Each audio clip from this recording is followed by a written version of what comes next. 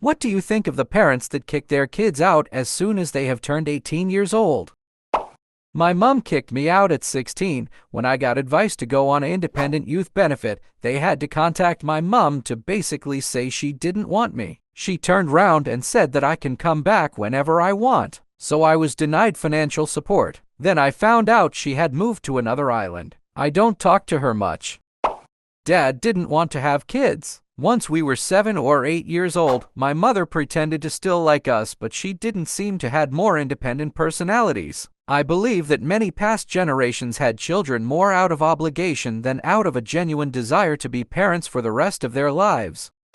This is why my husband and I decided not to have children. Growing up, I always felt like the center of the universe. My parents are amazing at staying present in conversations with kids, but my aunt and my best friend's mom were terrible at it, and I always felt bad for their kids. I love babies and toddlers, but I burn out quickly when talking to ages 7-17.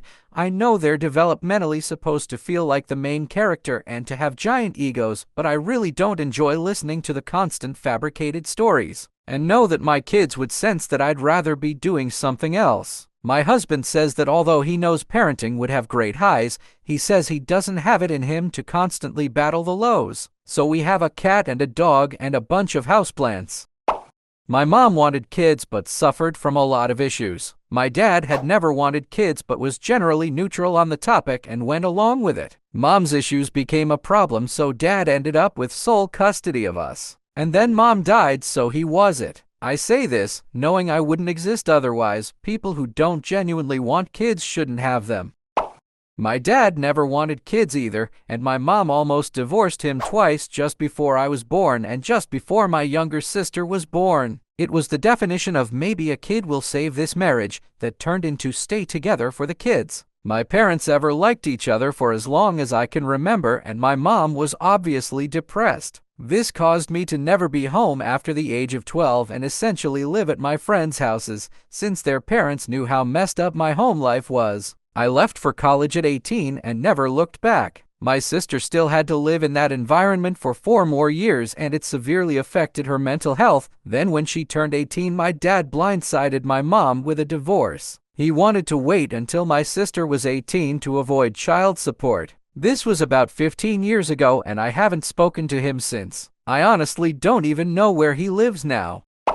I was kicked out at 16 and again at 18. My mother had no ambitions for work and decided the low to zero income way of life was a good choice to raise 3 kids. Addictions and mental disorders, of course. Anyhow, she demanded $500 per month from me while I was in high school. At the time, a full-time job at minimum wage would net you about $300 bi-weekly. Needless to say, I first had to drop out of school to work full-time to pay her that. Eventually, I got back into school, cut back on, and quit jobs until I was part-time and could actually attend school. This caused money to stop coming in. This caused her to be angry. This caused me to become homeless. So now when she asks for help or simply wants to talk to me and I don't reply, well, there you go. There were many other things involved, but if you are A to your kids, they will be A to you when they are adults. Rightfully so. Yes, I am now a parent, and no, under no circumstances would I do what she did.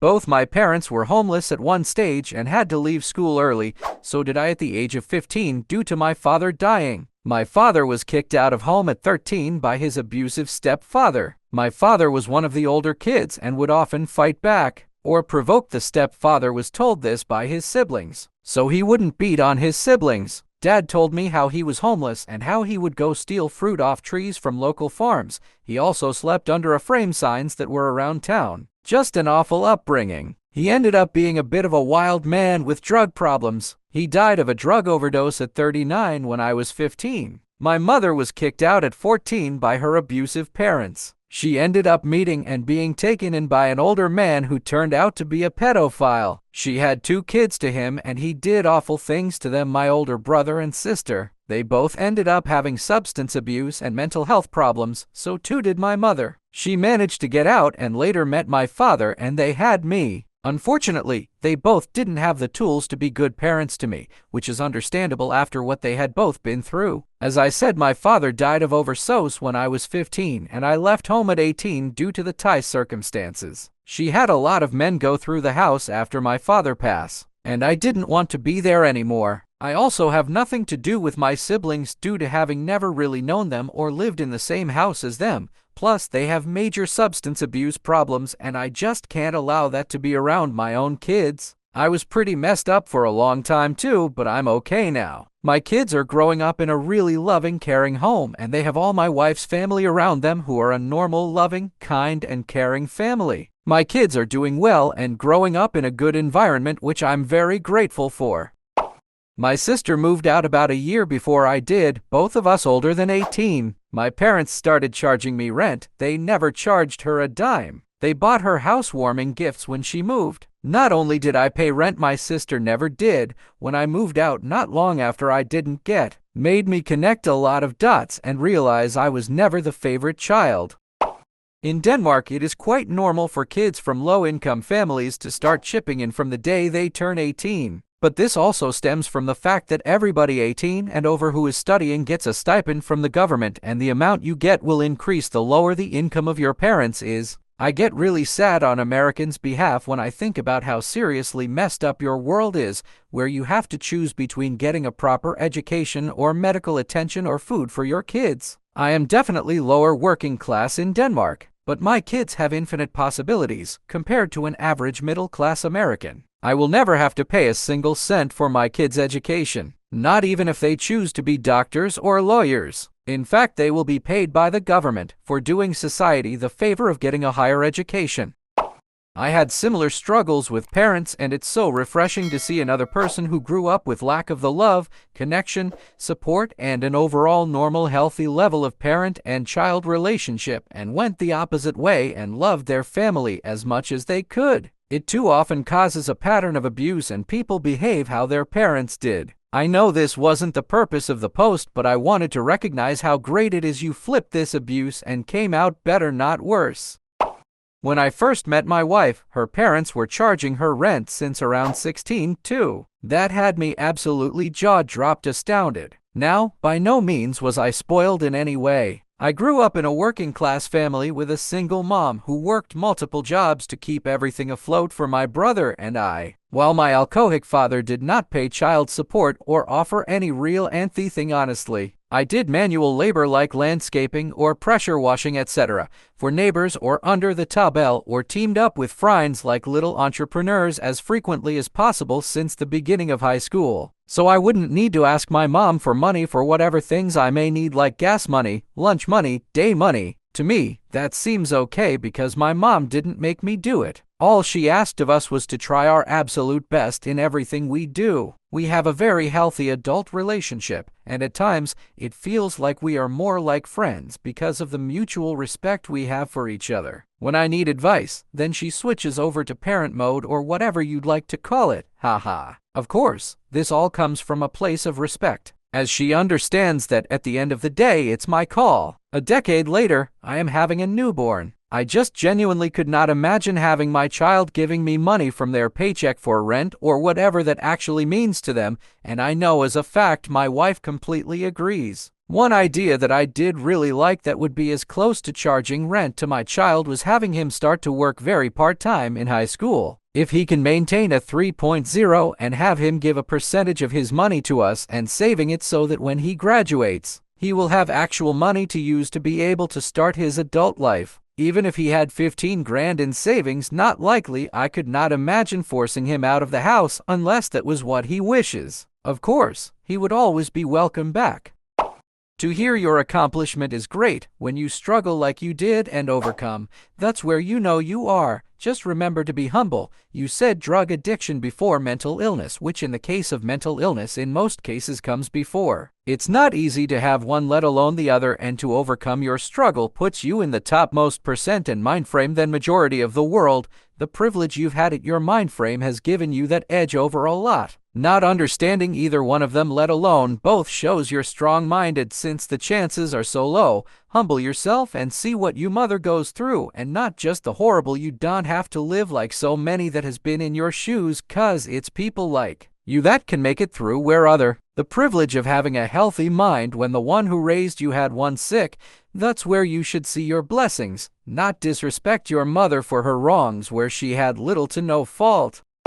Was one of those kids, haven't spoken to my parents in over 10 years. Have no intention on speaking to them any time in the future either. My roommate was kicked out of his house by his mom when he was 18 by being driven to a gas station a fair distance away and just left there. On his birthday, he found a way home to find all his stuff on the lawn, the locks on the doors changed, the doorbell disabled, all the blinds and stuff closed, mother hiding within. He lived with his dad long enough to afford his own place and pieced out. Years later, he gets a text from his mom, who found his number by asking around. Basically said, "Hello, is this Jim? It's your mom. Just wanted to catch up," and the ice-cold motherer responds with, "I don't know. If you're looking for him, maybe check the gas station where you last saw him. Maybe he's still there." And that was the last thing he said, lol. Apparently, she was all pissed off and tried to get at him through his dad, but the dad was like, "You dumped him off at a gas station, you psychopath. How do you think he would feel about you?" And just stonewalled her. He didn't appear to ed up over it, but I think it left its marks. He moved around a lot, never bought himself a lot of stuff because he said he likes to keep it light so he can up and be gone in an hour kind of thing. Which he did. When he moved out, he basically packed a large suitcase and a knapsack and was on the bus to the next place.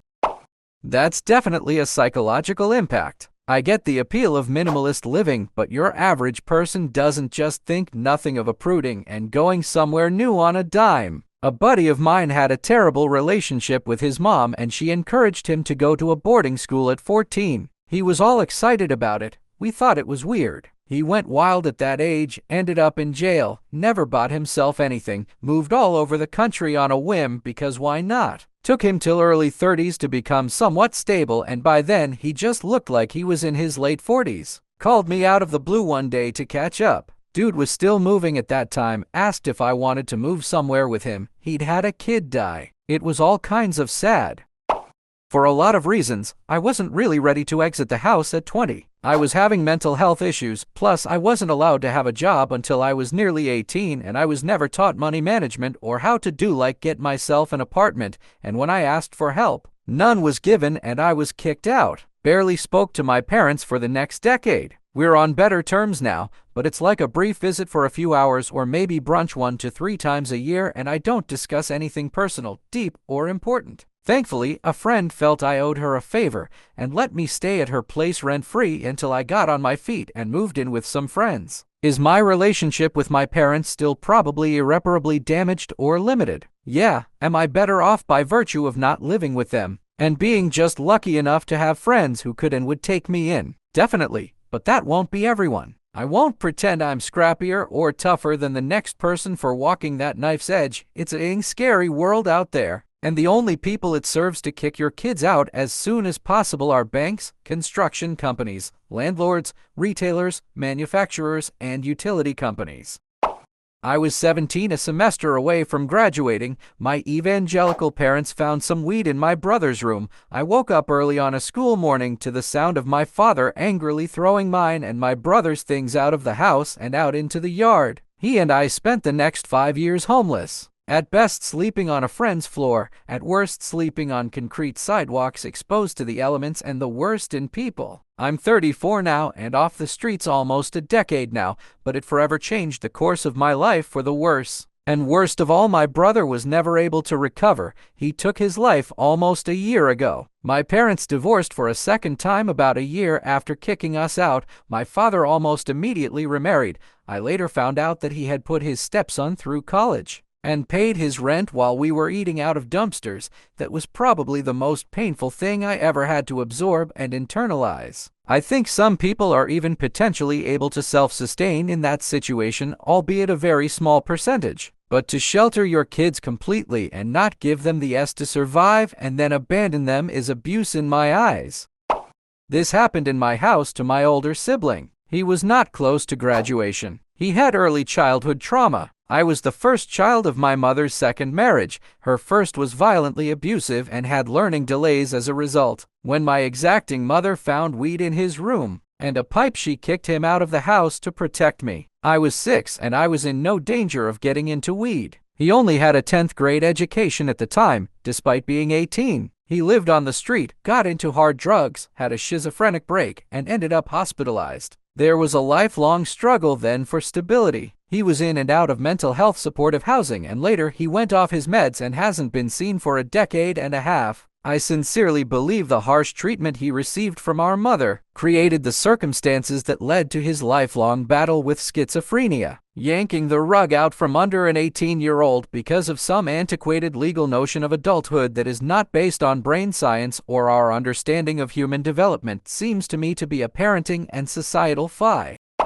I was one of those kids. The rule in my house was you were out by 18 unless you were still in high school. In that case, you were out on graduation day. I actually turned 18 before graduation, but my mother was exceptionally bitter by that time, so I was forced out before graduation anyway. It was an odd circumstance where I had all the credits to graduate early, but my junior year the state legislature passed a law requiring some civics credits to graduate. As a result, I had to return for my senior year and take 1 class a semester. My mother figured that was good enough. I recall renting a house I could not afford to heat and living off the scraps left in bus pans under the grill at a Hardee's that I cleaned at night while still in high school. The reason for my mother's bitterness was mostly due to my father. My father's life was one of tragedy that created the unfaithful man that he was. Generally, he was well liked among his peers and acquaintances, humorous and very intelligent, but he was a lousy father who was only around to sleep. There wasn't much talking to be had with him. My mother was in a constant state of rage, and I feared her coming home in the afternoons. Her temper was quick, and she would grab whatever implement was at hand with which to dole out a beating for even the most insignificant infractions. My last beating was at the age of 16 when she sent me to my room and came in with a belt. I stood there taking the first 2 lashes and then I snapped. I swirled around and snatched the belt out of her hand and reared back to beat the crap out of her, but I didn't hit her. I shoved the belt back at her and told her never again, and walked out. Our relationship was extremely strained from that point forward, even until the end when she died of the complications of dementia. On that day, I gave her a beautiful death she didn't deserve. On my phone is a voicemail she sent me regarding a family heirloom called a bean pot. How I acquired it is another story. Anyway, in this recording she is upset that an ambulance service sent her a bill for $900 and she would have to confiscate the bean pot as payment. Since I wasn't around to take her to the hospital, I saved that voicemail because it's the nicest thing she said to me in her last 3 years of life. That shared experience took a toll on all of us. My mother was a master at pitting us against each other, and it has only been since her death that a couple of my siblings have finally seen through her schemes. As a result, my relationship with my siblings is best described as cordial. I have a younger brother who died 5 years ago and an older brother who died last year. The 4 eldest had a somewhat close relationship, having grown up during a time when my parents were still together and my mother had not yet gone full-blown insane. But us 3 younger siblings were raised after my parents' divorce when my mother was a raging lunatic. We were too traumatized to develop bonds with each other. These days, the remaining 3 eldest live with a degree of guilt for having left us 2 remaining youngest behind, and they try to be supportive, but it is as if there is no real trust. I believe the best way to describe the relationships is that me and my siblings are all more comfortable with our respective friends than we are with each other. As for me, life has been a series of triumphs and tragedies. My child is my greatest triumph as she grew up happy, loved, and well-adjusted. My life taught me what not to do as a parent. The tragedies simply make for interesting stories even if they haven't left me in a good place. My parents were emotionally abusive for as long as I can remember. I turned 18 and was kicked out about a month later during the first semester of my senior year of high school. I bounced between friends' places and living in my car until I started undergrad and could get the student loans for a dorm. You bet you're that I don't have a good relationship with them as an adult. They were super easy on my younger siblings and let them live in the house until getting married in their 20s. I'm the only one in the family who went to college despite being the only one that was homeless. And I guarantee I'm the only one investing in retirement. I've made good financial decisions as an adult and am better off than my parents have ever been. You bet you're that when they get old and need care, I'm going to tell them to get ed and go find themselves a nursing home. My parents are foster parents. They're my bio parents, but they've been doing foster care all my 30 years of life, and they don't kick out the foster kids when they turn 18. When Children's Aid stops supporting them, usually at 18, my parents step up and help the kids until they can comfortably move out or until they want to. They have a 25-year-old still living with them because she fears abandonment, and my parents don't want her to leave law. They love each other. My parents helped out over 20 kids throughout my life to try to become successful human beings, no matter how long it takes. Many of them are still in contact with us. We took them in and loved them. How can parents who raised their own children kick them out just because they reached adult status? I just don't get it, lol.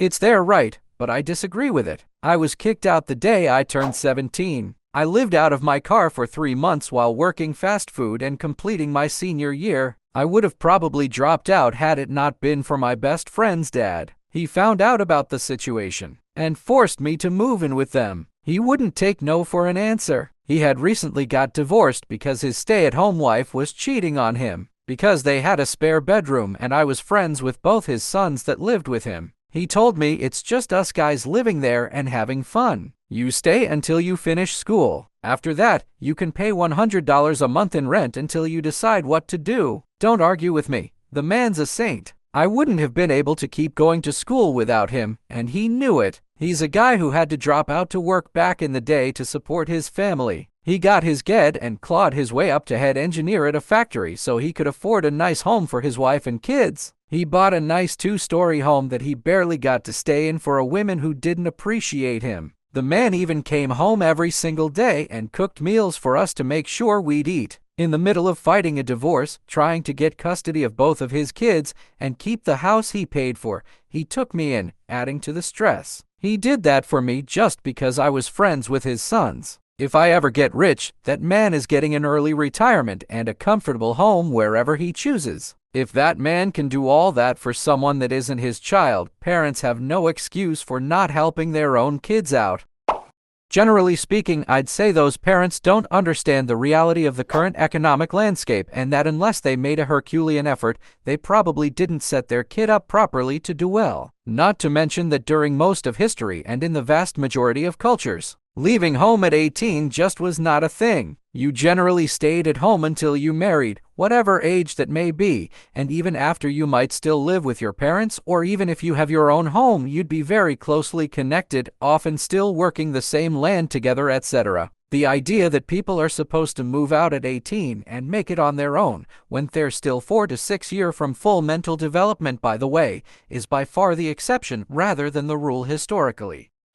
I was raised by a single father. He wasn't the best. He always told me, I'm kicking you out of the house for your 18th birthday. He said it my whole life. Out of spite, I told myself I would start planning for college and a job and an apartment, and work toward it all through high school so it wouldn't catch me off guard. Imagine my displeasure when he went to prison at the beginning of my freshman year and I had to figure all that out 3 years earlier than I'd expected. Imagine further that you didn't find out until you were 18. That he opened multiple accounts, phone numbers, electricity accounts, water, etc., and never paid them off or told anybody after he went to prison and just expected it all to work itself out somehow. It didn't. It ed me out of student loans with reasonable interest rates. It ed me out of getting a cell phone until I was 22. My credit is still dog. You, Dad. This thread is giving me closure. Thought I was ahead for feeling the way I do. Had to pay half my salary after I turned 18 to my parents to rent the room I lived in for free until then. Still treated like a child though, and still do all my chores. The amount was equivalent to renting my own small apartment, but idiot me did not realize at the time. When I left that job, because I had ambition for something more, I got kicked out at age 20 with his exact words, "I don't know what to do with you. Go." Left for the city and mostly didn't have a place to sleep, no food, nothing. Fortunately, I could crash at my girlfriend's place, now wife. Put myself through uni part-time and now an accountant. I have basically no contact with my family anymore.